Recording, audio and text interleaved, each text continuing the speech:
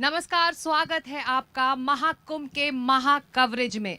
हम मौजूद हैं संगम तट पर और आप देख सकते हैं ना सिर्फ सर्दी बल्कि कोहरे की एक घनी चादर ने संगम को पूरी तरह से ढका हुआ है। फिर भी श्रद्धा और भक्ति में कोई कमी नहीं है। करोड़ों की तादाद में श्रद्धालु और भक्त यहाँ पर खिंचे चले आ रहे हैं क्योंकि अगले 1 महीने तक यहाँ मेला जो सजने वाला है। कुंभ मेला सिर्फ एक मेला नहीं है, ये मानवता का मिलन भी है। यहाँ के संगम में एक डुबकी से मोक्ष का अनुभव होता है। यहाँ की फिजा में, यहाँ की हवा में मंत्रों की ध्वनि से हर कोई भाव विभोर हो जाता है। बाधा किसी की भी नहीं है, ना उम्र की है, ना भाषा की है, ना जाति की है, ना धर्म की है। अगर आप जिज्ञासु हैं, नास्तिक हैं या आस्तिक हैं, हर कोई यहाँ चला आता है सिर्फ अपने अनुभव के लिए। तो एनडीटीवी आप तक रोज लेकर आ रहा है ये अनुभव जो साझा करेंगे हमारे खास मेहमान और यहाँ पहुँच रही जनता भी। तो शुरू करते हैं आज का ये सफ़र हमारे महाकवरेज का। मेरे साथ मंच पर 3 खास मेहमान जो इस कुंभ मेले की प्रासंगिकता को समझाएंगे और समझाएंगे कि कैसे ये कुंभ, ये महाकुंभ, ये मानवता का मेला आज भी रेलेवेंट यानी कि प्रासंगिक बना हुआ है। युवा हो या फिर बूढ़े, स्त्री हो पुरुष हो, किसी भी जाति के हो, किसी भी देश के हो, हर कोई यहाँ से जुड़ा हुआ महसूस करता है। आप जब यहाँ पहुँचेंगे तो आपको महसूस होगा कि आप ब्रह्मांड से भी जुड़ रहे हैं। आइए मिलाते हैं हमारे 3 खास मेहमान से। साध्वी तपेश्वरी भारती जी, दिव्य ज्योति जागृति संस्थान की, श्री माँ योग योगेश्वरी यति महामंडलेश्वर जूना अखाड़ा और श्रृंगेरपुर पीठाधीश्वर श्रीमद जगत गुरु शांडिल्य जी महाराज। आप तीनों का स्वागत और बहुत शुक्रिया, आपने अपने व्यस्त समय से हमारे लिए वक्त निकाला है।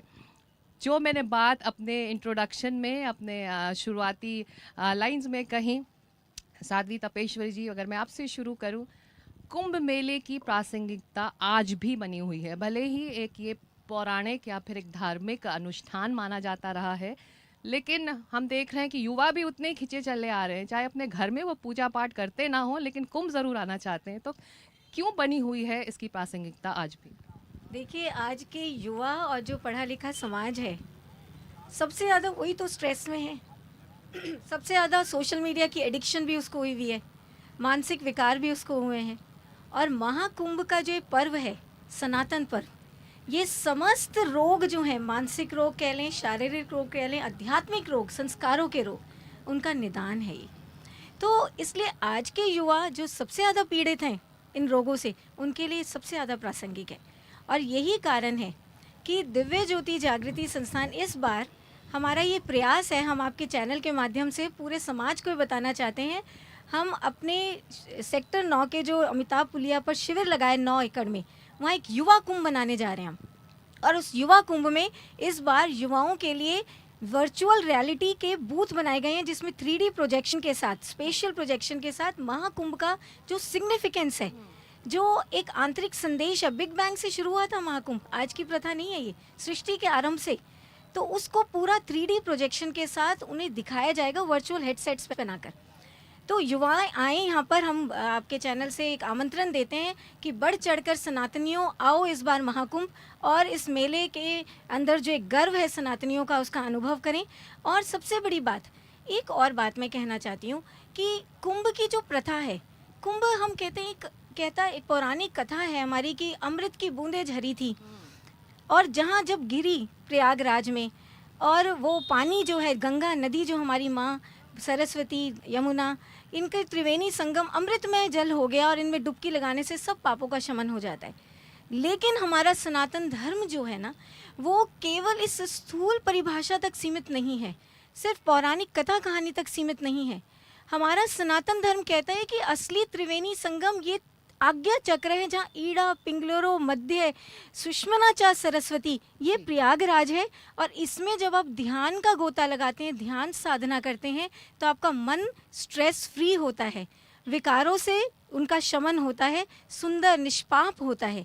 तो ये सनातन धर्म की परिभाषा जो है, जो आंतरिक है, इसको भी हम धारण करें तो कंटेम्प्ररी जो एक आउटलुक है ना, आज के लिए जो चाहिए कुंभ महाकुंभ जो जिसके लिए इस प्रासंगिक बनता है, वो तब पूरा होगा।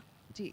श्री माँ योग योगेश्वरी जी, अब ये बताइए कि ऐसा क्या है इस मेले में कि चाहे आप जिज्ञासु हो, साइंस में रुचि रखते हो, या फिर आप नास्तिक ही हो, आस्तिक हैं तो चलो आप आएंगे, लेकिन हर कोई आना चाहता है, तो इसके पीछे क्या जादू है? ओम नमो नारायण। पहले तो मैं एनडीटीवी को, सभी को, जो भी आप सभी का धन्यवाद करती हूँ कि मुझे अपने मंच पे बुलाया। और सुबह हम जल्दी चले आए और कोहरा बहुत है और अभी भी है। और सबसे पहली बात ये मैं कहना चाहूँगी कि ये सनातन धर्म की ये सबसे बड़ी खूबसूरती है कि जब जीवन में भी धुंध छा जाता है, कोहरा छा जाता है, तो रास्ता हमें यहीं से मिलता है। ये हमारे हिंदू धर्म, ये हमारे सनातन धर्म की सबसे बड़ी खूबसूरती है। और जब हम इस पथ पे चलते हैं तो हमें जीवन में क्या करना चाहिए, क्या हमारा उद्देश्य है, धर्म के द्वारा इस मार्ग का अनुसरण करते हुए, रामायण गीता के पथ को मानते हुए और उस पर चलते हुए हम अपने मंजिल, अपने उद्देश्य तो पा ही लेते हैं। और यही खूबसूरती महाकुंभ में लोगों को खींच के ले आती है। और जो आज के जैसे युवा हैं, साथ ही बुजुर्ग भी हैं, जैसे हम भगीरथी की बात कर रहे हैं, भगीरथी धरा पर आई, पहले उद्देश्य क्या था? मोक्ष की प्राप्ति के लिए। मोक्ष जैसे कहा जाता है कि जीवन मरण के से मुक्ति हो गई, लेकिन मैं मानती हूँ कि हम परम शांति को प्राप्त करते हैं। मतलब मन की वो अवस्था है जहाँ हमारे अंदर जो हलचल है, प्राकृतिक हलचल है, बहुत सी हमारी कामनाएं हैं, हमारी चाहते हैं, जैसे कि हम जब कुछ नहीं पा पाते हैं तो लगता है कि ऐसी शरण में जाएं जहाँ ईश्वर पे छोड़ दें और हम अंदर से शांत हो जाएं, बेचैन होते हैं। तो ये वो मार्ग है, ये संगम का, ये त्रिवेणी का वो मार्ग है जिसमें बुजुर्ग और युवा सभी आते हैं।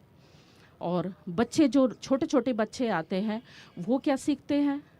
वो जानते हैं कि वो अनुभव करते हैं और संतों का सानिध्य में भी अनुभव करते हैं कि हम किस धर्म से हैं, हमारी क्या पहचान है, हमारी क्या संस्कृति है, भविष्य के लिए वो सीखते हैं। तो मैं सभी को यही चाहूँगी कि सभी आएँ यहाँ पर और इस दिव्यता का अनुभव करें, दिव्यता का अनुभव करें।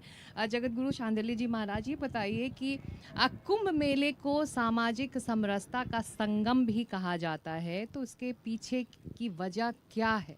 क्योंकि हमने देखा, चाहे आप किसी भी पृष्ठभूमि के हों, आप यहाँ पहुँचते ज़रूर हैं अगर आपके मन में आस्था है, और अगर आप नहीं भी पहुँच पा रहे हैं तो आपकी ये कोशिश रहती कि इस बार नहीं तो मैं अगली बार ज़रूर जाऊँगा या जाऊँगी। श्रीमते रामानुजाय नमः। कृष्णाय वासुदेवाय हरे परमात्मने प्रणतः क्लेशनाशाय गोविंदाय नमो नमः। जैसे आपने कहा, गंगा यमुना सरस्वती, यहाँ तीनों नदियों का जो संगम होता है वो यही दर्शाता है कि जो सामाजिक ताना बाना है, देखिए सनातन जो संस्कृति रही, या जब से पृथ्वी है, जैसे ब्रह्मांड जब से है, ये जब से धरा है, तब से सभी सनातनी हैं। अन्य जो धर्म कहते हैं वो धर्म नहीं, वो पंथ है। तो कहीं न कहीं एक जड़ जो होता है हमारा, फल उसमें वही जड़, वृक्ष तने चाहे जो हो जाए, लेकिन रहेगा वही, जड़ से जुड़ाव रहेगा। तो इस संस्कृत से सभी का जुड़ाव रहा है। इसी वजह से किसी न किसी स्वरूप में आप देखिए, जितने विदेशी आते हैं, आप देखिए एक उनके अंदर अंतरात्मा उनकी खींची चली आती है। तो जो ईश्वरीय शक्ति है, सनातन की संस्कृत है, ये स्वयं विश्व के, ब्रह्मांड के जो ईश्वर हैं, नारायण हैं, उनसे संचालित हो रही है। तो कहीं ना कहीं एक अट्रैक्ट होता है, आप उसकी तरफ खींचे चले आएंगे। तो उसमें किसी को कहने की आवश्यकता नहीं है और यहाँ भेदभाव ही नहीं है। से कोई भी कह दे तो ऐसा नहीं है, क्योंकि ये हवा सबको तो स्पर्श कर रही है, यही सनातन है। जल तो इसमें सब पान कर रहे हैं, जलपान कर रहे हैं, तो इसमें भेदभाव सब या साथ स्नान कर रहे हैं, हाँ। सब जलपान साथ कर रहे हैं और यही उसकी नहीं, निश्चित खूबसूरती ही। भी है। देखिए अभी कुछ शिष्य हमारे अन्य धर्मों से हैं, तो उनका ये एक कहना था कि गुरुजी जब मैं गंगा जी में स्नान कर लेता हूँ तो ऐसी एक नई ऊर्जा, नई शरीर प्राप्त कर लेता हूँ। वो स्वतः जाते हैं। हमने कहा आप अनुभव करके देखिए। तो यही सनातन की खूबसूरती है और ये आपको पूरे विश्व में आपको कहीं देखने को नहीं मिलेगी। और ये कुंभ पूरे विश्व में एक ही ऐसा मेला है जहाँ देखेंगे इतनी ज़्यादा से ज़्यादा भीड़ आके, और सामाजिक ताना बाना जिस तरीके से बुन के, किसी भेदभाव, किसी से आप कोई भी दुकानदार होगा या भंडारा कर रहा है तो आपसे नहीं पूछेगा आप मुस्लिम है, क्रिश्चियन है, वो सबको बराबर मात्रा में प्रसाद रहने के लिए जगह। यहाँ तक कि आतंकवादियों को भी अगर कुछ उपद्रवी आ गए तो उनको भी, वो भले ही कुछ गलत करे, तो हमारे यहाँ तो भेदभाव है ही नहीं है। यही सनातन संस्कृति है, यही इसकी खूबसूरती है। जी साध्वी तपेश्वरी जी, मैं आपसे ये पूछना चाहूँगी कि ये कुंभ मेला, ये महाकुंभ सनातन के लिए इस वक्त, मौजूदा वक्त में, मौजूदा समय में कितना ज़रूरी है? देखिए, मैं आपको एक बात बताती हूँ। हमारे साथ जो एक विडंबना रही वो ये कि हमने सनातन धर्म की ना परिभाषा को ही नहीं आज तक ढंग से समझा, खासकर सनातनियों ने। सनातन धर्म कोई विचार, कोई ऐसा नहीं आदर्श, पूजा पद्धति या कर्म कांडों का एक पुलंदा है। सनातन धर्म को हम केवल इतने स्थूल बाहरी रूप में परिभाषित नहीं कर सकते हैं। सनातन धर्म एक it's an eternal science of human self realization, self experience. मेरा, आपका, हम सबका, हिंदू, सिख, ईसाई, मुसलमान, सबके जो ह्यूमन सर्किट डायग्राम है, हमारे शरीर का जो अंतर का सूक्ष्म शरीर का जो सर्किट है, वो सबका एक जैसा है। उस सर्किट के अंदर चेतना का जागरण सनातन धर्म है। उस सर्किट के अंदर आत्मदर्शन सनातन धर्म है। उस सर्किट के अंदर परमात्मा का साक्षात्कार सनातन धर्म है। जब महात्मा बुद्ध ये कहते हैं कि मैंने मध्यम मार्ग खोज लिया, जो चक्षु करनी, जो ये चक्षु देने वाला है, अभिन्न संबोधिया, जो आत्म साक्षात्कार कराने वाला है, वो सनातन धर्म है। जब स्वामी विवेकानंद शिकागो में जाकर भारत माँ का ये पुत्र दहाड़ कर बोलता है समाज के सामने कि Hindu does not believe only in words and theories, the best proof Hindu gives about God is that I have seen God, I have seen the soul. Hindu सिर्फ केवल शब्दों, थियरी, सिद्धांतों में विश्वास करने वाला हिंदू नहीं है। हिंदू वो है जो डंके की चोट पर कहे हाँ मैंने ईश्वर का दर्शन किया है, मैंने परमात्मा का साक्षात्कार किया। ये सनातन धर्म है। जब महावीर स्वामी जैन धर्म के जो संप्रदाय के जो फाउंडर हैं, जब वो ये कहते हैं कि अनंत चक्षु को जागृत करो और सम्यक दर्शन करो, वो सनातन धर्म है। जब महाराष्ट्र के नामदेव कहते हैं कि जब देखा तब गावा तो मन धीरज पावा, जब मैंने अंदर देख लिया ईश्वर को तब गाया, वो सनातन धर्म है। इसलिए भारत की सनातन संतानों को दिव्य गुरुदेव श्री आशुतोष महाराज जी का यही संदेश है। आप महाकुंभ में आए हैं, सनातन धर्म के गर्व में पर्व को आप मना रहे हैं, तो आप सनातन की परिभाषा को जानें और आत्म साक्षात्कार की ओर बढ़ें, ईश्वर दर्शन की ओर बढ़ें। ये सनातन धर्म की गरिमा है, ये है धर्म।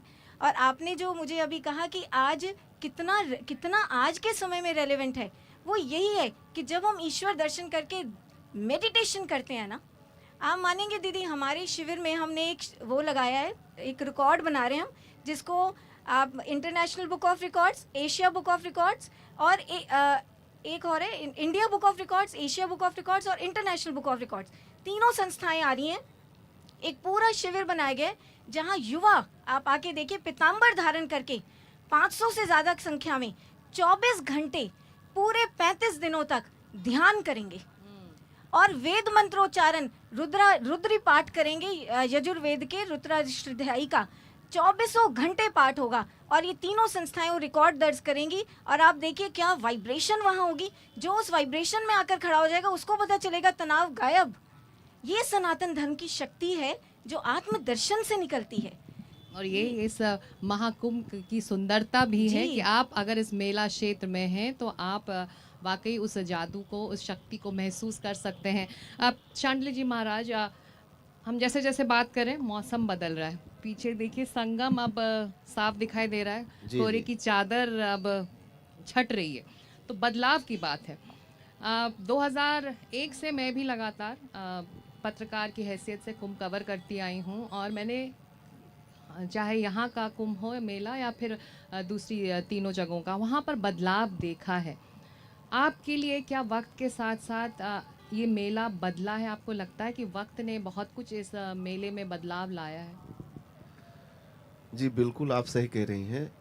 जो आप 2001 में अनुभव किया होगा, उससे कहीं आज विशाल ये मेला जो दिया गया, इसके पीछे कारण है कि जब सनातन संस्कृत को मानने वाले, सनातन संस्कृत को जीने वाले, उनको महसूस होता है कि कैसे एक श्रद्धालु आता है, उसको किस किस चीज़ मूल सुविधा उसको प्राप्त होनी चाहिए।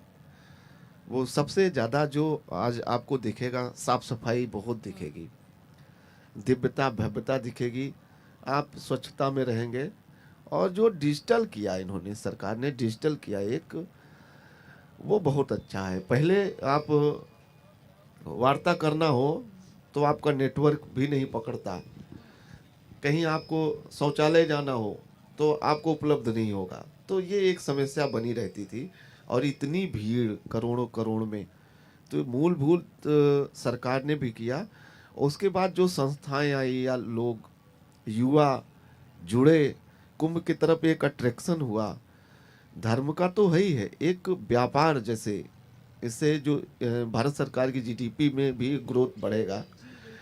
तो इतने विदेशी आते हैं, तो कहीं न कहीं उस स्वरूप में कभी 2001 में आज में लगभग 10 गुना बढ़ा है। और निश्चित ही भारत के लिए और कुंभ के लिए ये बहुत सुंदर संदेश है। और सनातन संस्कृत अध्यात्म के लिए इसको लोग हर देशों से आ रहे हैं, सनातन को जानने आ रहे हैं, सनातन क्या है अनुभव करने आ रहे हैं। वो किताबों में पढ़ लिया लोगों से, वो यहीं संगम की रेती पर रह के अनुभव करेंगे कि सनातन है क्या। अगर सनातन को जानना है, कुंभ को जानना है, तो इसी संगम की रेती पे आपको रहना पड़ेगा। और आप रह के देखें, शास्त्रों कहता है एक क्षण एक पल अगर आप रह गए तो उस पुण्य के भागीदार आप बन जाएंगे।